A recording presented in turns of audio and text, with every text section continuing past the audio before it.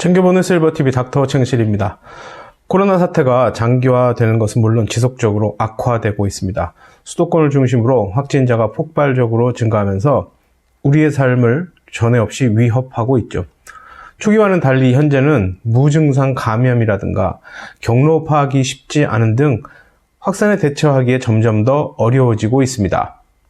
게다가 의료 인력의 피로도는 시간이 갈수록 가중되고 있으며 그 인력 숫자마저도 점점 바닥을 드러내고 있습니다.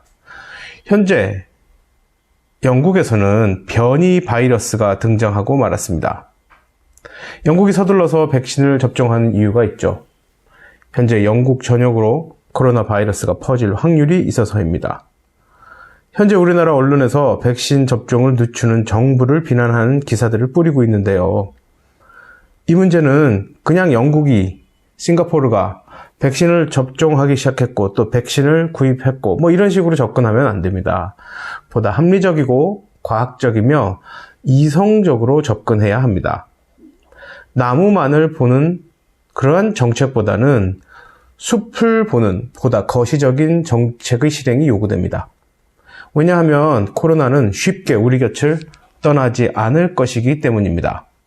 2020년 12월 23일 오전 현재 전세계 코로나 확진자 및 사망자 현황입니다. 미국, 프랑스, 영국, 이탈리아, 독일 등 선제적인 락다운을 실행한 경험이 있는 유럽 국가들을 포함한 대다수 선진국들이 상위권에 포진되어 있고, 더 심각한 것은 저 숫자들 바로 아래 빨간 화살표 보이시죠? 네, 급격히 증가하고 있다는 현재 상황을 의미합니다. 일본은 45위쯤 위치하고 있네요. 스위스와 덴마크도 31위, 59위 정도이고 중국 80위, 싱가포르 86위에 이어서 대한민국은 89위 정도에 위치했습니다. 215개국 중 89위 정도로 선방 중입니다. 이 정도면 한국 정부 잘하고 있는 것 아닙니까? 객관적이고 이성적으로 생각해 보세요. 중국은 정부가 모든 것을 통제할 수 있는 사회주의 국가고 싱가포르의 전체 인구수는 585만여 명입니다.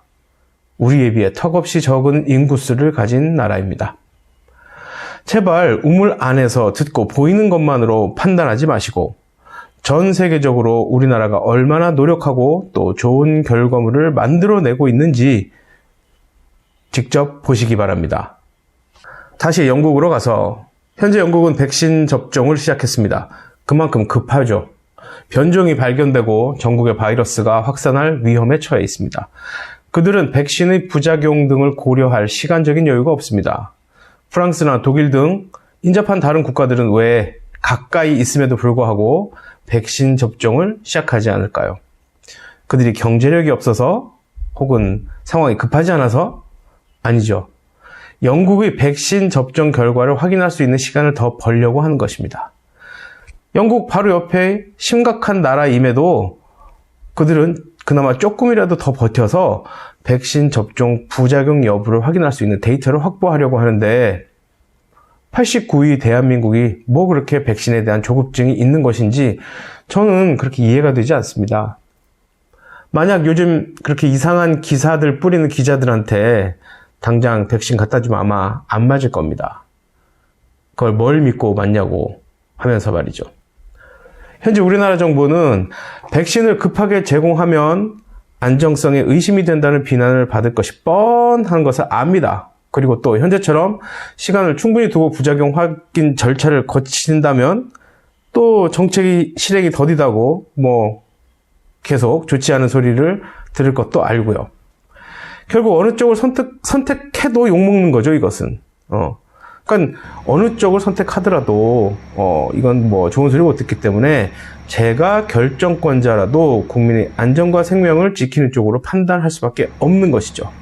어차피 욕을 들어먹을 것이라면 무조건 국민의 복지를 위한 판단을 하는 것이 맞습니다.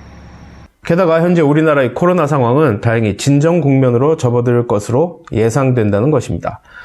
대한예방의학회 코로나19 대책위원장 국립암센터 김호란 교수는 지난 21일 김어준의 뉴스공장과의 인터뷰에서 감염 재생산 지수가 초기의 2에서 현재 1.2까지 감소하고 있기 때문에 조만간 1 이하로 떨어질 것으로 추측된다고 했습니다. 이 감염 재생산 지수는 감염자 1명이 추가 전염시키는 사람 수를 말하는데, 현재 1.2라는 의미는 감염자 1명이 1.2명에게 감염을 시킨다는 의미로 초기의 2명에서 상당히 감소한 상태며, 추측컨대 다음 주 정도에는 1.0 이하로 떨어질 것으로 기대한다고 말했습니다. 쉽게 말하자면 다음 주 정도부터는 어느 정도 코로나가 그 확산세가 통제 범위 안으로 들어올 확률이 높다는 의미라는 것이죠. 덧붙여서 3단계 거리두기 격상에 대해서는 다소 회의적이라는 입장을 밝혔습니다.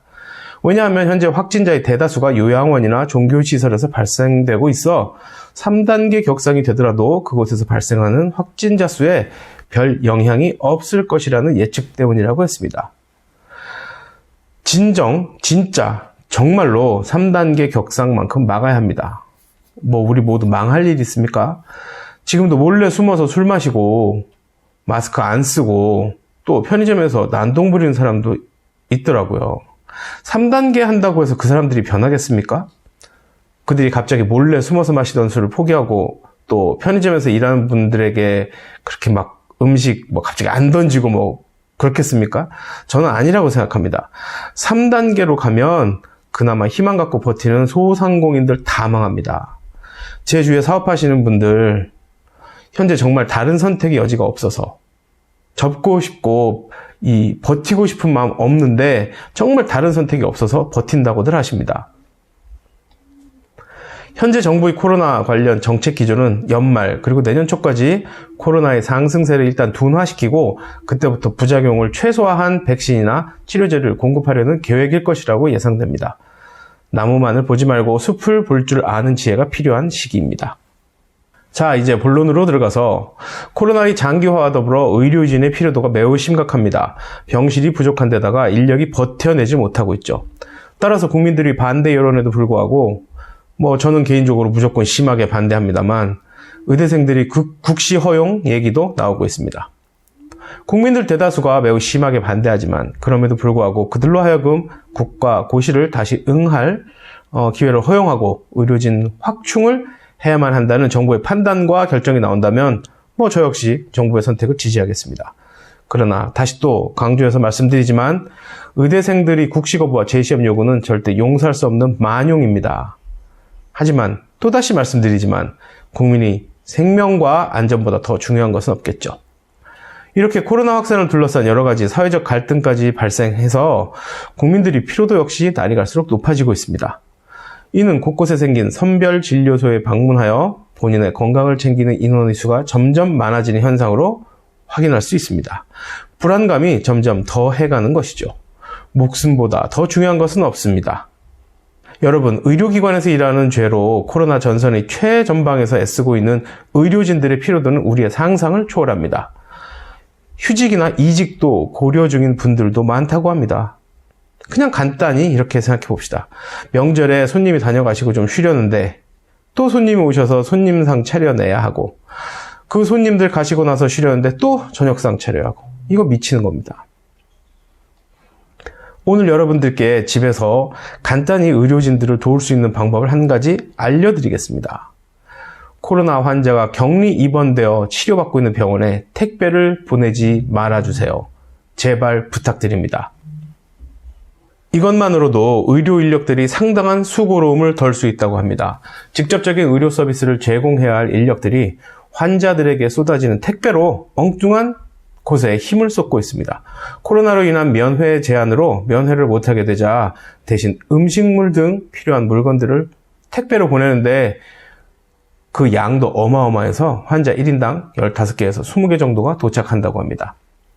문제는 위험 물품 반입 여부를 확인하기 위해서 간호사들이 택배 내용물을 전부 열어보고 일일이 확인한 후에 직접 전달해야 한다는 것입니다.